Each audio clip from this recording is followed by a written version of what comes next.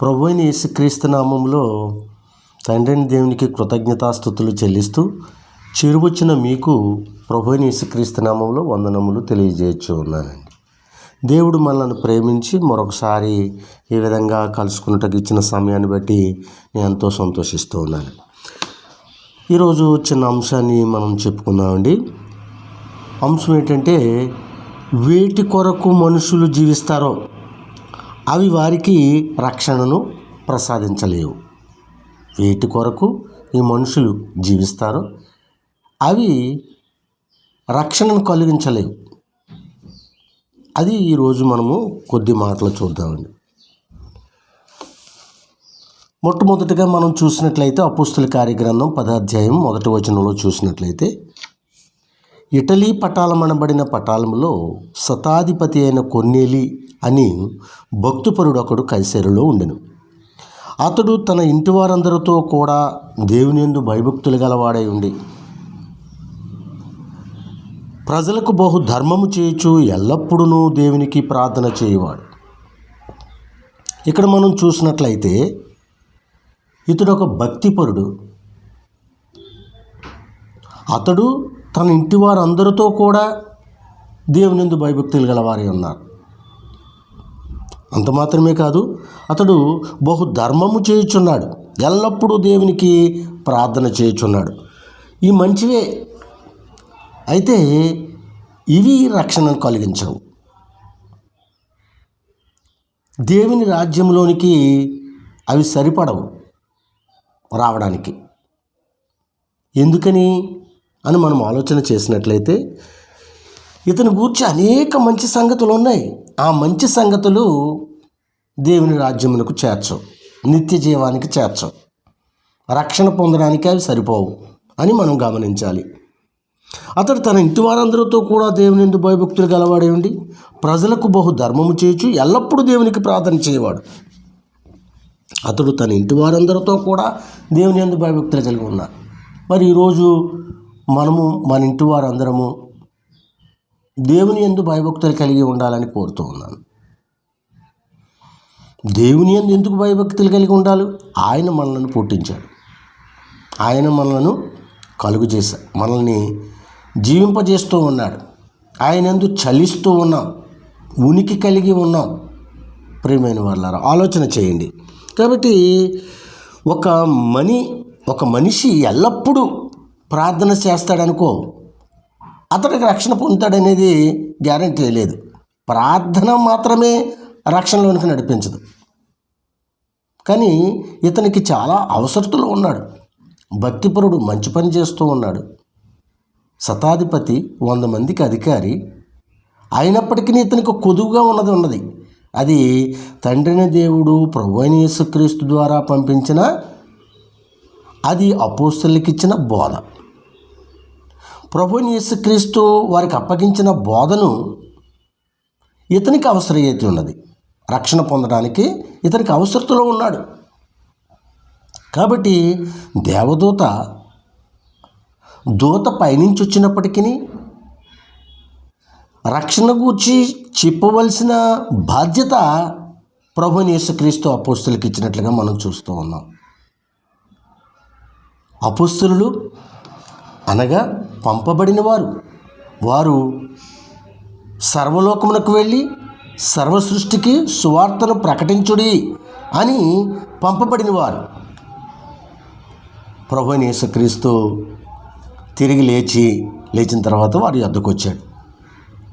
వచ్చిన తర్వాత మత్తయి సువార్త 28:18లో మనము ఆ కమాండ్ని చూస్తాం.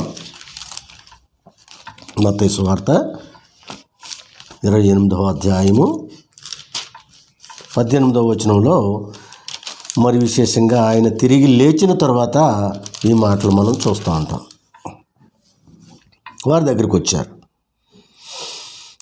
అయితే యేసు వారి యొద్దకు వచ్చి, పరలోకమందును భూమి మీదను నాకు సర్వాధికారం ఇవ్వబడి ఉన్నది, కాబట్టి మీరు వెళ్ళి సమస్త జనులను శిష్యువులనుగా చేయుడి, తండ్రి యొక్కయు కుమారుని యొక్కయు పరిశుద్ధాత్మ యొక్కయు నామములోనికి వారికి బాప్తిసమిచ్చుచు నేను మీకు ఏ ఏ సంగతులను ఆజ్ఞాపించుతునో వాటన్నిటినీ గైకొనవలెనని వారికి బోధించుడి.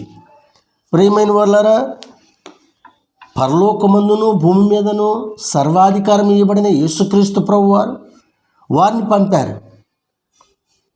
ఆ పంపిన వారి యొక్క బోధ మనం వినవలసి ఉన్నది. అది యేసుక్రీస్తు ద్వారా వచ్చిందే ఆ బోధ. ఆ బోధ మాత్రమే మనిషిని రక్షిస్తుంది. నేను ఎల్లప్పుడూ ప్రార్థన చేస్తానండి, నేను ధర్మకార్యాలు చేస్తానండి, మంచిగా ఉంటానండి, ఒకరికి ఉపకారిగా ఉంటానండి అంటే అది రక్షణలోనికి నడిపిస్తుందా అంటే మనల్ని రక్షించదు. మనము వినవలసినది తండ్రి అయిన దేవుని యొద్ద నుండి క్రీస్తు ప్రభువు ద్వారా ఈ లోకానికి వచ్చిన ఆ బోధ తప్పనిసరిగా మనం వినవలసిన వారిని. అది మాత్రమే రక్షిస్తుంది. కాబట్టి ఎప్పీలో ఉన్నాడు పేతురు గారు, ఆయన అపోస్తలుడు. పరలోకపు తాళపు చెవి ఆయనకి ఇవ్వబడ్డది. మొట్టమొదటగా అంటే తాళపు చెవి అంటే అధికారం ఇవ్వబడ్డది. ఆయనకు అధికారం ఇవ్వబడ్డది. ఆయన అధికారముతో ఆయన 2026 సంవత్సరాల క్రితం మొదటి శతాబ్దంలోనే అపోస్తల కార్య గ్రంథం 2వ అధ్యాయంలో ఆయన ప్రసంగించగా 3000 మంది బాప్తిసం తీసుకున్నట్లుగా మనం చూస్తూ ఉన్నాం అపోస్తల కార్య గ్రంథంలో. ప్రియమైన వాళ్ళారా, ఆయన అధికారం అలాగనే ఇప్పుడు కూడా అన్యుల్లో నుండి దేవుని వెతుకుతున్న ఈ కొన్నేళ్ళకి అపోస్తలుల యొక్క బోధ, యేసుక్రీస్తు ప్రభువారి యొక్క బోధ అవసరత అయినది. వినవలసిన వాళ్ళు ఉన్నారు. అది వింటేనే రక్షణ. అందుకనే ఎప్పేలో చర్మకాన్ని ఇంట ఉన్న పేతురుని పిలువనంపమంటున్నాడు. పరలోకం నుండి వచ్చింది కదా, చెప్పేయచ్చు కదా. లేదు, మనము ఏ మాటల చేత రక్షింపబడాలో ఆ మాటలు అపోస్తలులకు ఇచ్చాడు ప్రభువైన యేసుక్రీస్తు. ఆ మాటలు వింటేనే రక్షణ. కాబట్టి ప్రియమైన వాళ్ళారా, మనము వేటి కొరకు మనుషులు జీవిస్తారో అవి వారికి రక్షణ ప్రసాదించలేవు. ఒక ధనవంతుడు మనం చూస్తూ ఉన్నాం మత్తయి సువార్త 19వ అధ్యాయంలో. ఈ ధనవంతుడు బహు విస్తారమైన ధనం కలిగిన వ్యక్తి, యవనస్తుడు. 19వ అధ్యాయము 16 నుంచి మనం చూసినట్లయితే, ఇదిగో ఒకడు ఆయన యొద్దకు వచ్చి, బోధకుడా, నిత్య జీవం పొందుటకు నేను ఏ మంచి కార్యము చేయవలనని ఆయనను అడిగాను. మంచిది, ఇంత ధనవంతుడు నిత్య జీవాన్ని వెతికే ఆలోచన రావడం ఎంతో గొప్ప విషయం. ప్రియమైన వాళ్ళ, పొందుటకు నేను ఏ మంచి కార్యం చేయవలనని ఆయనను అడిగాను. మంచి కార్యాలు ఉన్నాయి. ధర్మశాస్త్రం కింద ఉన్నాడు, మంచి కార్యాలు చేస్తూ ఉన్నాడు. అందుకైనా మంచి కార్యములు కూర్చుని నన్ను ఎందుకు అడుగుచున్నావు? మంచివాడు అక్కడే. నీవు జీవములో ప్రవేశింపగోరిన యెడల ఆజ్ఞను గైకొనమని చెప్పాను. అతడు ఏ ఆజ్ఞలని ఆయనను అడుగగా, యేసు నరహత్య చేయవద్దు, వ్యభిచరింపవద్దు, దొంగిలవద్దు, అబద్ధ సాక్ష్యం పలుకవద్దు, తల్లిదండ్రులను సన్మానింపుము, నిన్ను వలె నీ పొరుగువారిని ప్రేమింపవలను అనునవియే అని చెప్పాను. అందుకు ఆ యవనుడు, ఇవన్నీ అనుసరించుచునే ఉన్నాను, ఇకను నాకు కొదువ ఏమని ఆయనను అడిగాను. అందుకు యేసు, నీవు పరిపూర్ణగుటకు కోరిన ఎడల పోయి నీ ఆస్తిని అమ్మి బీదలకేమో, అప్పుడు పరలోకమందు నీకు ధనము కలుగును. నీవు వచ్చి నన్ను వెంబడించమని అతనితో చెప్పాను. అయితే ఆ యవనుడు మిగుల ఆస్తి గలవాడు గనుక ఆ మాట విని వ్యసనపడుచు వెళ్ళిపోయాడు. ఇతడు యవనస్తుడిగా ఉన్నాడు. మనకి యవనస్తుడిగా పరిచయం చేయబడ్డాడు. 16లో ఎలా ఉన్నాడండి? ఇదిగో అతడు బోధకుడు, ఆయన యొద్దకు వచ్చాడు. ఇతడు యవనస్తుడు, ఇతడు అధికారి. లూకా సువార్త 18వ అధ్యాయము 18వ వచనంలో ఈయన అధికారిగా పరిచయం చేయబడ్డాడు. మనం చాలా జాగ్రత్తగా ఈ మాటలను పరిశీలిద్దాం ప్రియమైన వాళ్ళారా. 18వ అధ్యాయం 18వ వచనంలో, లూకా సువార్త 18వ అధ్యాయం 18వ వచనంలో, ఒక అధికారి ఆయనను చూచి, సద్బోధకుడా, నిత్య జీవమునకు వారసుడొకటకు నేను ఏం చేయవలనని ఆయనను అడిగాను. చూసారా, ఇతడు ఒక అధికారి కూడా, యవనస్తుడు, ధనవంతుడు, అధికారి. ఇతడు ధనవంతుడు. లూకా 18:23లో ఈ మాటలు చెప్తున్నాయి గ్రంథంలో. ఇతడు మిక్కిలి ధనవంతుడు గనుక ఈ మాటలు విని మిక్కిలి వ్యసన పడగా అన్నాడు. కాబట్టి ఏదైతే ఈ వేటి మీదైతే మనము నమ్ముకుంచుకున్నామో అవి మనలను రక్షణలోనికి నడిపించు. ఇతడు ధనవంతుడై ఉన్నాడు, మంచి ఆలోచన వచ్చింది, మంచివాడే, ఆజ్ఞలను గైకొనివాడిగా ఉన్నాడు. అయితే ఒకటి కొదువుగా ఉన్నదని చెప్తా ఉన్నాడు. ఏంటి ఆ కొదువు అని మనం చూసినట్లయితే, నీవు నీ ధనమును అమ్మి బేదలకిచ్చి నన్ను వెంబడించుము అన్నాడు. ఎవరికి సాధ్యం? సాధ్యమే, కానీ విడిచిపెడితే సాధ్యం. ఇక్కడ అతడు మంచివాడు, అతడు ఆజ్ఞను గైకుంటూనే ఉన్నాడు. మత్తయి సువార్త 19వ అధ్యాయం 18లో అతను ఆజ్ఞను గైకుంటూ ఉన్నాడు. నిత్యజీవం ఎక్కడ లభిస్తుందో అతనికి తెలుసు, అందుకే ఆయన దగ్గరికి వచ్చాడు. కాబట్టి ప్రియమైన వాళ్ళారా, రక్షణకు మూలము యేసే. రక్షణకు మూలము యేసేగా కనబడుతూ ఉన్నాడు. మనం తెలుసు కదండి, ఆకాశం కింద ఏ నామం వల్ల రక్షణ లేదని, ఈ నామం వల్లే రక్షణ అని మనకు తెలుసు. రక్షణ పొందడానికి ఆతృత గలవాడై ఉన్నాడు. నిత్యజీవం గురించి వెతుకుతున్నాడంటే రక్షణ పొందడానికి ఆతృత కలిగి ఉన్నాడు ఈ వ్యక్తి. మనం కూడా నిత్యజీవం పొందడానికి ఆతృత కలిగి ఉంటాం, కానీ విడిచిపెట్టవలసినవి విడిచిపెట్టాలి, ఇవ్వవలసినవి ఇచ్చివేయాలి, బేదలకు ఇవ్వవలసినవి. అలాగా చేస్తేనే యేసును వెంబడించగలం. ప్రియమైన వాళ్ళ, రక్షణ పొందడానికి ఆతృత గలవాడు ఉన్నాడు. అతడు పరిగెత్తుకుని వచ్చాడు. ఆతృత అంటే పరిగెత్తుకుని వచ్చాడు, మోకాళ్ళు ఉన్నాడు. ఎంత గొప్ప విషయం. మార్కు సువార్త 10వ అధ్యాయము 17వ వచనంలో మనం చూసినట్లయితే అతడు ఆతృతగా పరిగెత్తుకొచ్చాడు. 10వ అధ్యాయము 17వ వచనం చూడండి, బైబిల్ ఉన్నవారు చూద్దాం. 10వ అధ్యాయం 17వ వచనంలో ఏం చెప్తూ ఉన్నారు?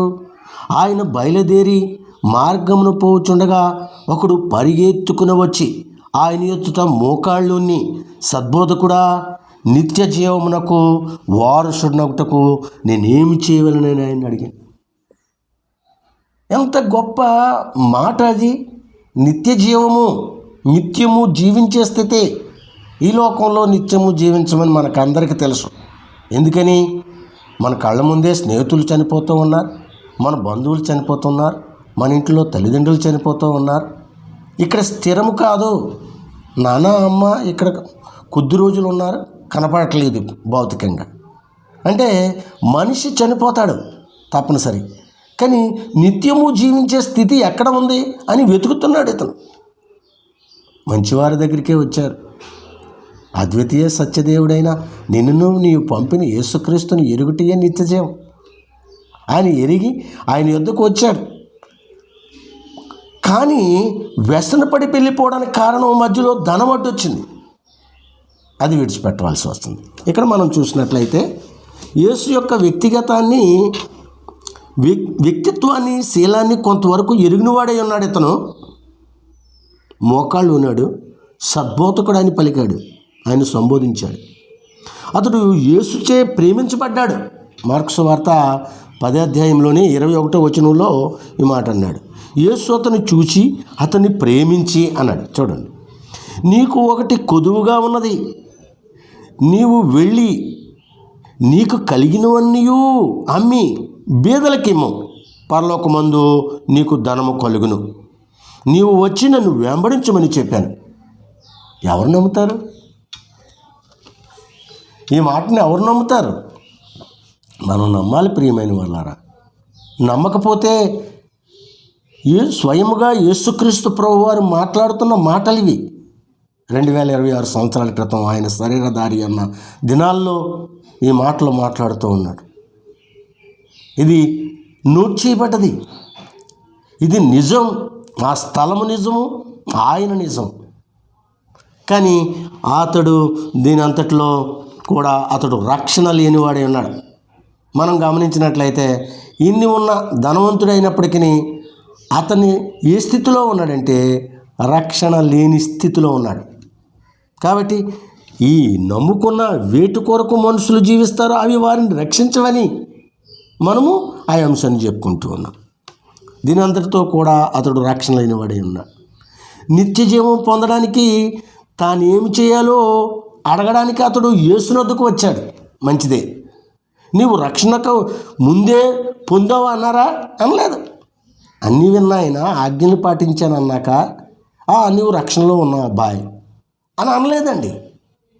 నీవు రక్షణ ముందే పొందావు అని యేసుప్రభు ఎక్కడా చెప్పలేదు. ధనం అతను రక్షించలేదు. మత్తయి సువార్త 19:25 ధనము రక్షించలేదు. మత్తయి 19:25 ఏమనుంది? శిష్యులు ఈ మాట విని మిక్కిలి ఆశ్చర్యపడి, అలాగైతే ఎవడు రక్షణ పొందగలడని అడుగగా యేసు వారిని చూసి, ఇది మనుషులకు అసాధ్యమే కానీ దేవునికి సమస్తమును సాధ్యమని చెప్పాను. కాబట్టి ప్రియమైన వాళ్ళారా, నీవు రక్షణ పొందావని అతనితో చెప్పలేదు. ధనం అతను రక్షించలేదు. యూదుల నమ్మకం ఒక ధనవంతుడే ఉంటేనే నీతిమంతుడే ఉంటాడనే నమ్మకం కలిగి ఉన్నారు యూదులు. ఒకడు ధనవంతుడే ఉంటే అతడు నీతిమంతుడే ఉండి ఉండొచ్చు అని అనుకుంటున్నారు. కానీ అది అలా జరగదు. ధనవంతుడు నశించిపోతాడంటే అది మింగుటి పడలేదు వాళ్ళకి. ఇదేంటి ధనవంతుడు నశించిపోతాడేంటి అని ఆలోచన చేస్తున్నారు. ధనవంతంత మాత్రాన రక్షింపబడిన వాడిని అనుకోవడం అవసరం లేదు. నేను రక్షించబడతాను, నాకు ధనం ఉంది అనడానికి లేదండి. తప్పనిసరిగా నిత్య జీవము, ఆయన ఏం చెప్పారో ఆ మాట వినాలి. అధికారము గౌరవము అతను రక్షించదు. అతనికి అధికారం ఉంది, గౌరవం ఉంది, మంచితనం ఉంది, అది సరిపోదు. కొన్నేళ్ళకి కూడా మనం చూసాం కదా, అతను ధర్మకార్యాలు ప్రార్థన చేస్తూ ఉన్నాడు, ఎల్లప్పుడూ ప్రార్థన చేస్తూ ఉన్నాడు. అది అంత మాత్రం రక్షించదు. కొంతమంది నేను ఎక్కువసేపు ప్రార్థనలో ఉంటానండి, నేను రక్షించబడ్డానండి అనుకుంటా. లేదు ప్రియమైన వాళ్ళ, ప్రార్థనలో ఉండడం మంచిదే, కానీ నీవు తిరిగి జన్మించకుండా ఎంతసేపు చేసిన ప్రార్థన నువ్వు ఆర్పణ బాయివే. ప్రియమైన వారు ఆలోచన, అతను యవనం అతను రక్షించదు. అలాగే ధర్మశాస్త్రం కింద ఉన్న యవనస్తుడు ఆ ఆజ్ఞల్ని పాటించాడు. దానికి లోబడి ఉండడం క్రీస్తు ప్రభు వారి తొలి అక్కరగా ఉంది. ఏంటంటే తిరిగి జన్మించి ఆయన యొద్దకు రావడం అనేది. ఆయన దగ్గర ఉన్నదంతా ఇచ్చి, పేదలకిచ్చి, అమ్మి పేదలకిచ్చి తన యొద్దకు రావాలని కోరుతుంది, తన్ను వెంబడించాలని కోరుతూ ఉన్నాడు. తను వెంబడించేవాడు అట్టువాడై ఉండాలని కోరుతూ ఉన్నాడు. మనం ఆలోచన చేద్దాం. బోధకుడా, బాల్యము నుండి ఇవన్నీ నేను అనుసరించునే ఉంటుని అంటున్నాడు మార్కు సువార్తలో 10:20. అది నమ్మవచ్చు. పూర్తిగా పరిపూర్ణంగా లేకపోయినా ప్రాథమికంగా అతడు అలా చేసి ఉంటాడు. ఇక నాకు కొదువేమి అని అడిగాడు. నీవు రక్షింపబడ్డావు అని అనలేదు. మన జీవిత లక్ష్యాల్లో రక్షణ చేసుకున్నవి ధనమో, అధికారమో, కీర్తియో, యవనమో, మంచితనమో ఏది మనల్ని రక్షించదు. అవి హామీ ఇవ్వవు రక్షణకి. కాబట్టి ప్రియమైన యేసు అతను చూసి అతన్ని ప్రేమించి, నీకు ఒకటి కొదువుగా ఉన్నది, నువ్వు వెళ్ళి నీకు కలిగి ఉన్నవని అమ్మి నీవు వచ్చి నన్ను వెంబడించమని చెప్పాను. డబ్బు మనుషులను దేవుని రాజ్యమునకు వెలుపలే ఉంచవచ్చు. డబ్బుని మీదే ఆధారపడిన వారు దేవుని రాజ్యములో వెలుపల ఉండే అవకాశం ఉంది. ప్రేమైన వాళ్ళ ఆలోచన చేయండి. అతడు దేవుని ప్రేమించేదానికంటే డబ్బుని ఎక్కువగా ప్రేమించాడు కాబట్టే వ్యసనపడి వెళ్ళిపోయాడు. దేవునికంటే ధనముని ఎక్కువగా ప్రేమించాడు. అతని రక్షణకు మధ్య నిలుచున్నాడు. ధనానికి రక్షణకు మధ్య అతను నిలుచుకు కొట్టుమిట్లాడాడు. కానీ వ్యసన పడుతూ వెళ్ళిపోయాడు. నీకు కలిగిన యావత్తులో దేవుని ప్రేమించమని ఆయన అంటూ ఉన్నాడు. మనకు కలిగినది ఒట్టి చేతులతో వచ్చాం, ఇక్కడికి వచ్చిన తర్వాతే కలిగింది, అది దేవునిదే. కలిగి ఉన్నవేమీ ఆయన లేకుండా కలగలేదు, ఆయన ఇచ్చిందే ఇదంతా. కానీ మనం ఏం చేస్తామంటే అలా తలంచం. దేవుని రాజ్యాన్ని మొదట వెతకవలసి ఉంది. మత్తయి సువార్త 6:33 ఆ మాటలు ఉన్నాయి. దేవుని రాజ్యాన్ని మొదట వెతకవలసి ఉంది. మత్తయి సువార్త 6:33 ఈ మాటలు ఉన్నాయి. మనకు తెలిసిన విషయమే, జాగ్రత్తగా ఆలోచన చేద్దామండి. మరియు నువ్వు ఇక్కడ ఏమన్నాడంటే 6:33,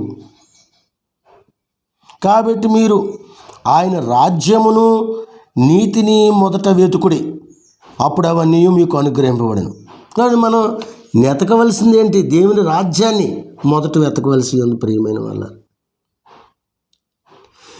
నీ ఇంటికంటే, నీ దేశము కంటే, నీ తల్లిదండ్రుల కంటే, నీ భార్య పిల్లల కంటే, భర్త కంటే, నీ పిల్లల కంటే, నీ భూములు, నీ డబ్బు, నీ సొంత ప్రాణం కంటే నీవు ప్రభువును ఎక్కువగా ప్రేమించబద్దులై ఉండాలి. యవనస్తుడు మంచి కోచింగ్తో వచ్చాడు, కానీ ఆయన మాటకు లోబడలేదు, వ్యసన పడి వెళ్ళిపోయాడు. ఈ రోజున ఎంతమంది ధనము వెంబడి పరిగెడుతున్నారు. అవసరమే, కానీ అవసరకు మించి దుర్నీతి ద్వారా సంపాదించాలనుకునే వాళ్ళ కొరకు మరీ ఎక్కువగా ప్రోకులాడుతూ ఉన్నారు ఈ లోకంలో. అవసరమైంది ఆయన ఇస్తానన్నాడు కాబట్టి ప్రియమైన వాళ్ళారా, ఎక్కువగా ప్రేమించబద్దులై ఉన్నాం. అన్నిటికంటే ప్రభువైన యేసుక్రీస్తును ఎక్కువగా ప్రేమించబద్దులై ఉన్నాం. లూకా సువార్తలోనే 14:26 ఈ మాటలు మరి విశేషంగా మనకి కనబడుతూ ఉన్నాయి. 14 లూకా సువార్త 14:26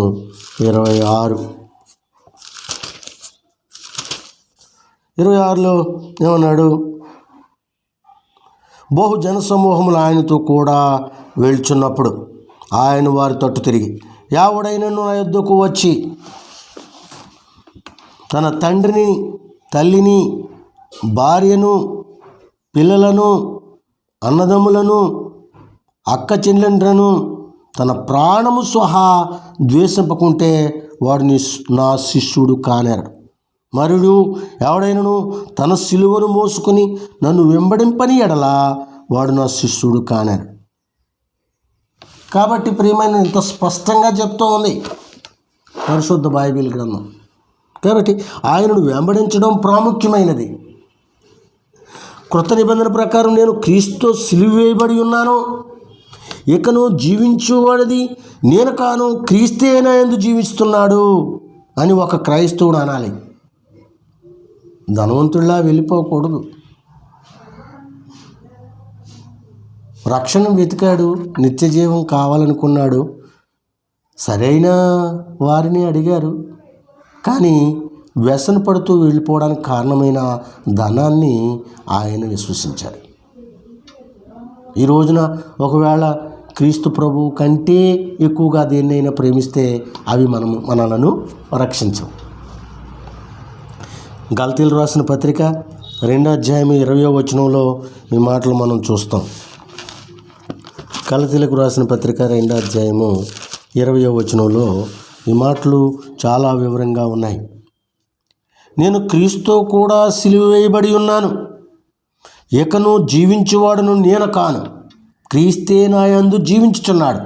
నేను ఇప్పుడు శరీరమందు జీవించుచున్న జీవితము నన్ను ప్రేమించి నా కొరకు తన్ను తాను అప్పగించుకొనిన దేవుని కుమారుని యందలి విశ్వాసం వలన జీవించుచున్నాను. చూసారా, ఈ ఒక క్రైస్తవుడు అనగలిగిన మాట. కొత్త నిబంధన ప్రకారము నేను క్రీస్తుతో సిలువ వేయబడి ఉన్నాను, ఇకను జీవించేవాడును నేను కానని చెప్తూ ఉన్నాడు. మనము అలా అనగలగాలి. ప్రియమైన వాళ్ళ, మనము బ్రతికినను ప్రభు కోసమే బ్రతుకుచున్నాము, చనిపోయినను ప్రభు కోసమే చనిపోచున్నాము కాబట్టి మనము బ్రతికినను చనిపోయినను ప్రభువారమై ఉన్నాము అనేవారై క్రైస్తవులై ఉండాలి. అంతేగాని వ్యసనపడి వెళ్ళిపోకూడదని నేను తెలియజేస్తూ, అపోస్తల కార్యగ్రంథంలో 10వ అధ్యాయంలో ఈ భక్తిపరుడు మనుషుల్ని పంపి పేతురు గారిని పిలుచుకొచ్చిన తర్వాత మరునాడు అతడు లేచి వారితో కూడా బయలుదేరను. ఎప్పేవారైన కొందరు సహోదరులను వారితో కూడా వెళ్ళిరి. మరునాడు వారు కైసరిలో ప్రవేశించిరి. అప్పుడు కొర్నేలి తన బంధువులను ముఖ్య స్నేహితులను పిలిపించి వారి కొరకు కనిపెట్టుకుని ఉండెను. పేతురు లోపలికి రాగా కొర్నేలి అతన్ని ఎదుర్కొని అతని పాదముల మీద పడి నమస్కారం చేశాను. అందుకు పేతురు, నీవు లేచి నిలువుము, నేను కూడా నరుడని అని చెప్పి అతన్ని లేవనెత్తి అతనితో మాట్లాడుచు లోపలికి వచ్చి అనేకులు కూడి ఉంటే చూశాను. అతను ఒక్కడు మాత్రమే కాదు, తన బంధువులందరినీ రక్షణలోకి నడిపించడానికి పిలిచినట్లుగా మనం చూస్తూ ఉన్నాం. అప్పుడు అట్టివారు ముట్టుకుంటేనను యూదునికి ధర్మము కాదని, అప్పుడు అతడు అన్యజాతి వానితో సహవాసము చేటి అయినను అట్టివారిని ముట్టుకొనుటేనను యూదులకు ధర్మము కాదని మీకు తెలియను. అయితే ఏ మనుషుడును నిషేధింపదగిన వాడని అయినను అపవిత్రుడైనను చెప్పకూడదని దేవుడు నాకు చూపించి ఉన్నాడు. కాబట్టి నన్ను పిలిచినప్పుడు అడ్డమేమీ చెప్పక వచ్చుతుని కనుక ఎందు నిమిత్తం నన్ను పిలువనంబుతును దాన్ని గూర్చి అడుగుచున్నాను వార్త చెప్పు. అందుకు కొర్నేలి 4 దినముల క్రిందట పగలు 3 గంటలకు మొదలుకొని ఈవేళ వరకు నేను ఇంట ప్రార్థన చేయుచుండగా ప్రకాశమానమైన వస్త్రములు ధరించుకున్నవాడు అక్కడ నా ఎదుట నిలిచి, కొర్నేలి, నీ ప్రార్థనలు వినబడను, నీ ధర్మకార్యములు దేవుని సముఖమందు జ్ఞాపకం ఉంచబడి ఉన్నవి గనుక నీవు ఎప్పేకు వర్తమానం పంపు. ఎందుకు పంపన్నాడు? అక్కడ పేతురున్నాడు, ఆయన అపోస్తలుడు. ఆ బోధ వినాలి. ఆ బోధ ఎక్కడది? తండ్రిని దేవుని దగ్గర నుంచి ప్రభువుని యేసుక్రీస్తు ద్వారా అప్పగింపబడిన అపోస్తలులకు అప్పగింపబడిన బోధ. ఆ బోధ వలన మాత్రమే రక్షణని మీరు గమనించాలి. కాబట్టి అతడు సముద్రపు దండ చర్మకారుడైన సీమోను ఇంట దిగి ఉన్నాడని నాతో చెప్పాను. వెంటనే నిన్ను పిలిపించదని నీవు వచ్చింది మంచిది. ప్రభువు నీకు ఆజ్ఞాపించినవనియు వినిటికై ఇప్పుడు మేమందరము దేవుని ఎదుట ఇక్కడ కూడి ఉన్నామని చెప్పాను. అందుకు పేతురు నోరు తెరచిట్లేనను, దేవుడు పక్షపాతి కాడని నిజముగా గ్రహించున్నాను. ప్రతి జనములోనూ ఆయనకు భయపడి నీతిగా నడుచుకున్నామని ఆయన అంగీకరించను. కాబట్టి ఏ మాటలు కావాలనో, ఈ రక్షణకు నడిపించే ఏ మాటలు అవసరమో అవి అపోస్తలుల దగ్గర ఉన్నాయి, అవి పేతురు దగ్గర ఉన్నాయని దూత పేతురుని పిలిపించడం జరిగింది. ప్రియమైన వాళ్ళ, కాబట్టి భక్తిపరుడైన కొర్నేలికి ప్రార్థనలున్నా, ధర్మకార్యాలున్నా, ఏ మంచి కార్యం చేసినా అది రక్షణలోకి నడిపించదు. యేసుక్రీస్తు ద్వారా వచ్చిన ఆ బోధ మాత్రమే మనం రక్షిస్తుంది. ఏ బోధ పడితే ఆ బోధ రక్షించదు. ఈ లోకంలో ఎన్నో రకాల బోధలు ఉన్నాయి, జ్ఞానయుక్తమైన బోధలు ఉన్నాయి. అందుకే అపోస్తలుడైన పౌలు, నేను జ్ఞానయుక్తంగా నేను ఎప్పుడు మాట్లాడలేదంటాడు. కాబట్టి ఆయనకు లోబడదాం.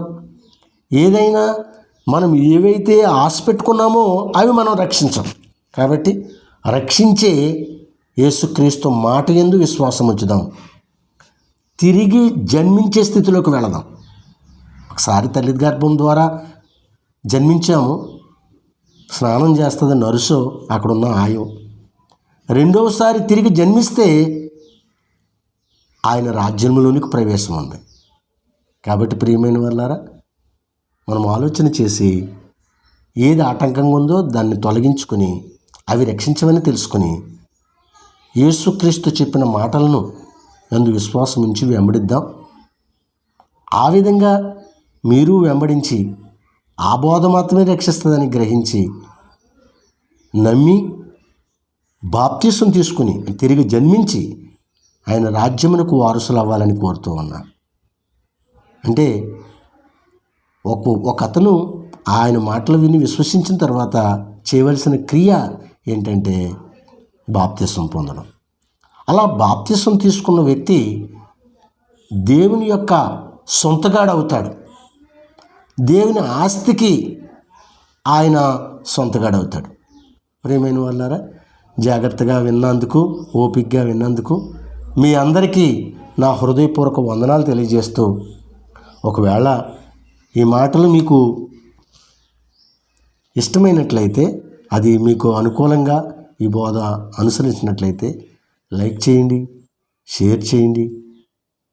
మరొక వీడియో మీకు వచ్చేలాగా మేము ఏర్పాటు చేస్తాం. అందరికీ వందనాలండి. అందరికీ వందనములు.